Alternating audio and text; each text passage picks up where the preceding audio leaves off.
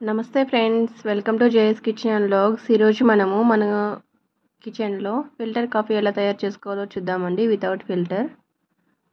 దానికోసం ముందుగా స్టవ్ పైన బౌల్ పెట్టి అందులోకి 1 టేబుల్ స్పూన్ కాఫీ పౌడర్ వేసి బాగా మరగనివ్వాలండి. ఇలా నురగంతా పైకి వచ్చేలాగా మరగనివ్వాలి. నురగంతా పైకి వస్తున్నప్పుడు 1 టేబుల్ స్పూన్ షుగర్ వేసుకొని షుగర్ కరిగే వరకు మరగనివ్వాలి. ఇలా మరిగిన తర్వాత స్టవ్ ఆఫ్ చేసుకొని కొద్దిగా పక్కకు తీసి ఉంచుకోవాలండి. ఇప్పుడు మనము మరిగించుకున్న పాలని కొద్దిగా చల్లార్చి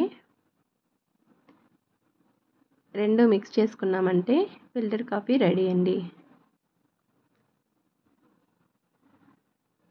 మరిగించుకున్న కాఫీ వాటర్ని పక్కన ఉంచుకోవడం వల్ల కాఫీ పౌడర్ మొత్తం కిందకి దిగి ఫిల్టర్ అవసరం లేకుండానే కాఫీ పౌడర్ ఫిల్టర్ అవుతుందండి.